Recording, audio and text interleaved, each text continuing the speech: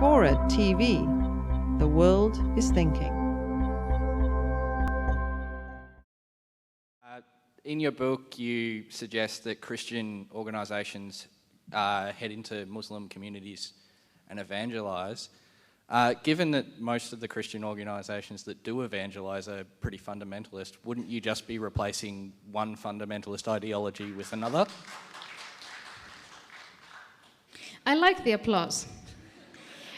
And I want to challenge those people who are applauding how they think that they can challenge radical Islam in schools, in Muslim centers. You know, how can we win the hearts and minds of those 1.57 billion people to believe in something else other than what the radical Muslims are proselytizing, because they are winning the argument and they're working hard to do it. And yes, there are Christians who are radical. There are Christians who are, I wouldn't say just as, because they're absolutely not as violent, but intolerant and narrow in their thinking. But that is not the Christianity that I have seen. I know that there is also established Christianity. I had lunch this afternoon with Bishop Rob Forsyth. And the Christianity that he represents, the Christianity that many people like him represent, today is dormant. They are not going after that demography. They are not challenging the principles and the premises of the radical Islamists. And many people within that demography do not want to become atheists. That is a reality I've come to accept. So given that fact, there would be nothing wrong, and in fact, everything right, and maybe a better alternative to military wars, to bombings and law enforcement officials, to compete for the hearts and minds of those 1.57 billion people in every way we can.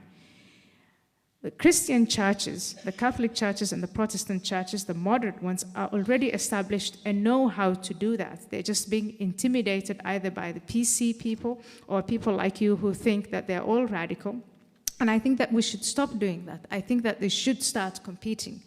If we don't compete, we run the risk of being engulfed, living in a global order where the radical Muslims win the hearts and minds simply because there's no one else competing with them. And if you want to know how that works, look at the genesis of Hezbollah. Look at the establishment of kindergartens where children, 5-year-olds, 6-year-olds, are taught to hate and to invest in an hereafter.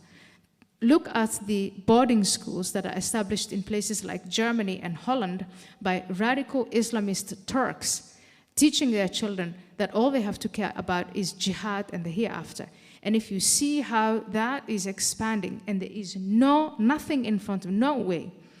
Those of us who believe in the Enlightenment are not competing, the Christians are not competing, the communists are not competing.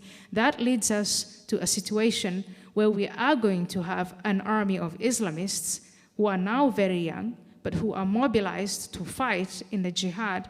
And I don't think that that's what we want to do, because if we get to that position, that means only military confrontation. So if we want to avoid military confrontation, let us get into the business of converting.